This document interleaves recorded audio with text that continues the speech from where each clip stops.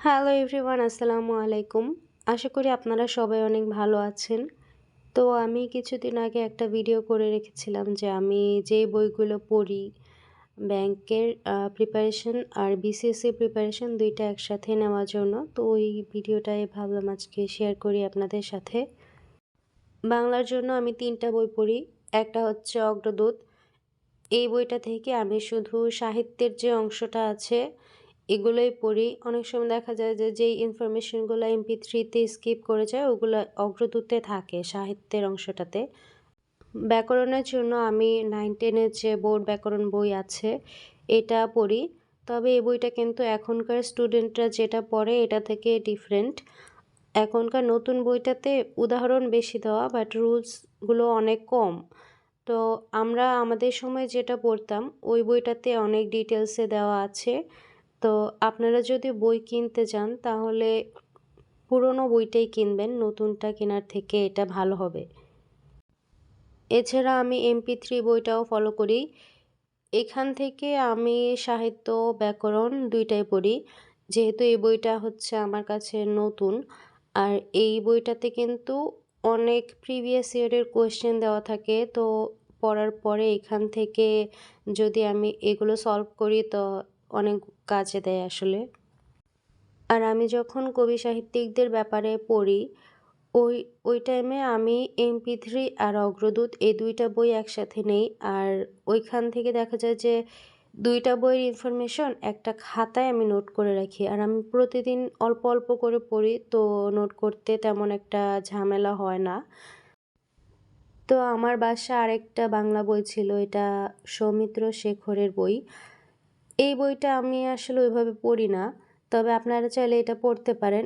এই বইটার একটা বিশেষত্ব হচ্ছে এইখানে অনেক কম করে লেখা, যে কোনো টপিকের উপরেই কয়েকটা। আমার কাছে এই বইটা আসলে ডাইজেস্টের মতো মনে হয়। তো যাদের কাছে টাইম কম তারা এই বইটা পড়তে পারে।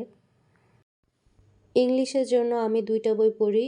তো ইংরেজি সাহিত্যের জন্য এই বইটা, এই হ্যান্ডবুক অন ইংলিশ লিটারেচার, এইটা কনফিডেন্স থেকে প্রকাশ করা হয়। আমার মনে হয় কেউ যদি এই বইটা অনেক ভালো করে একবার শেষ করে তাহলে সে ইংরেজি সাহিত্যে অনেক ভালো একটা মার্কস ক্যারি করতে পারবে বিসিএসে। আর আমার গ্রামারে তেমন প্রবলেম নেই, তাই ওইভাবে পড়াও হয় না। কিন্তু এই বইটা আমি সবার দেখাদেখি কিনেছিলাম, যদিও অনেক বড় দেখে আমার পড়তে মন চায় না। তবে এখানে অনেক প্রিভিয়াস কোয়েশ্চেন দেওয়া আছে, আপনারা চাইলে এটা পড়তে পারেন, প্র্যাকটিসের জন্য ভালো।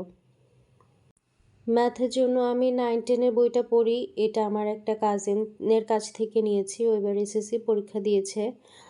আর এখান থেকে অধ্যায় ধরে ধরে আমি প্র্যাকটিস করি। তো আমি ম্যাথে একটু দুর্বল, এই জন্য আসলে আমি যে বাজারে যে অ্যাডভান্স ম্যাথের বইগুলো আছে ওইগুলো আসলে পড়ি না। ম্যাথের জন্য আমি MP3 থেকে প্রিভিয়াস ইয়ারের যে কোশ্চেনগুলো দেওয়া থাকে ওইগুলা আবার প্র্যাকটিস করি। তো এই বইটা পড়ে শেষ করতে পারলে আমি ওই অ্যাডভান্স ম্যাথের বইগুলো কিনবো। বিসিএসের বাকি সাবজেক্টগুলোর জন্য আমি MP3 পড়ি। আর ভূগোলের জন্য হলো গিয়ে আলাদা করে পড়ার তেমন কিছু নেই। কেউ যদি বাংলাদেশ বিষয়াবলী আর আন্তর্জাতিক বিষয়াবলীটাকে খুব ভালোভাবে পড়ে তাহলে আমার মনে হয় 90% ভূগোলের পড়া কভার হয়ে যাওয়ার কথা। বাংলাদেশ বিষয়াবলী আর আন্তর্জাতিকের জন্য অনেকেই বেসিক ভিউটা পড়ে, তো ওই বইটা আমার কাছে নেই। তবে আমি শুনেছি যে ওইটাতে ইনফরমেশনগুলো একটু বেশি দেওয়া, মানে MP3-তে স্পেসিফিকভাবে দেওয়া থাকে, আর বেসিক ভিউতে হয়তো একটু বেশি কথা লেখা আছে। তো কেউ যদি ভালো করে ডিটেলসে পড়তে চায় তাহলে সে বেসিক ভিউ কিনতে পারে। তবে আগে আমার মনে হয় MP3টা টাইম কমে শেষ করার মতো, তাই টাইম যদি কম থাকে তাহলে MP3টা আগে শেষ করা উচিত, তারপর না হয় বেসিক ভিউ পড়তে পারেন। আমি আগে সায়েন্সেই ছিলাম, তো এর জন্য বিজ্ঞানটা পড়তে আমার তেমন একটা ঝামেলা হয়নি। MP3 বইটা আমি পড়ে শেষ করেছি, পরে সময় থাকলে হয়তো অন্য কোনো বই থেকে পড়ব।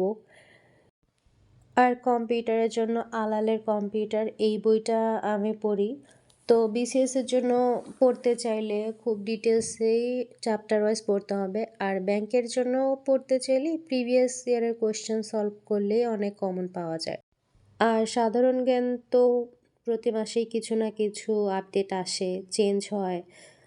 তো এখন তো আর সবসময় নতুন বই কেনা সম্ভব না। এজন্য কারেন্ট অ্যাফেয়ার্সগুলো ফলো করা যেতে পারে। আমি প্রতি মাসে সম্পাদকীয় কিনি একটা। এটাতে প্রিলি আর রিটেনের জন্য ভালো ইনফরমেশন পাওয়া যায়। এই প্রশ্ন ব্যাংকটা আমি যখন 46-এ প্রিলি দিয়েছিলাম তখন কিনেছিলাম। ওই প্রিলিটা আমি না পড়েই দিয়েছিলাম, কারণ আমার বিসিএস এর প্রিপারেশন নেওয়ার চিন্তা মাথায় ছিল না তো কখনো। তো যাই হোক, ব্যাংকের জন্য একটা কোয়েশ্চেন ব্যাংক আছে আমার কাছে। এটাও সাবজেক্ট ওয়াইজ। এটা এমিনেন্ট পাবলিকেশনসের। এটা আমি সিনিয়র অফিসারের পরীক্ষার সময় কিনেছিলাম আর তখন মোটামুটি শেষ করেছি। এখানে মানে সাবজেক্ট ওয়াইজ সব ফ্যাকাল্টি নেওয়া প্রিলি আর রিটেনের কোয়েশ্চেন দেওয়া আছে।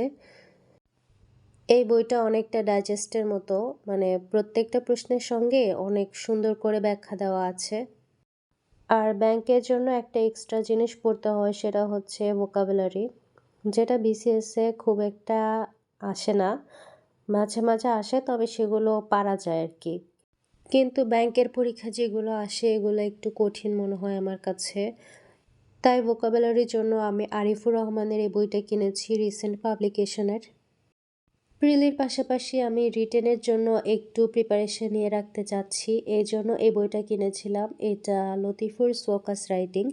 এই বইটা থেকে আমি জাস্ট টপিকগুলো একটু রিডিং পড়ি আর বাকিটা আমি নিজের মতো করে নোট করে খাতায় লিখে রাখি। তো এই বইগুলোই আমার কাছে আছে, এর বাইরে আর তেমন কোনো বই নেই। কারণ আ না পড়ে যদি আমি খালি বই কিনি এটা তো আসলে কোনো লাভ হবে না আল্টিমেটলি। তো আমি যেগুলো পড়ে শেষ করতে পারবো ওইগুলোই আমি কিনেছি। বাকি বই কিনে আসলে টাকা ওয়েস্ট করার কোনো মানেই হয় না। তো আপনারা ভালো থাকবেন, সুস্থ থাকবেন। আল্লাহ হাফেজ।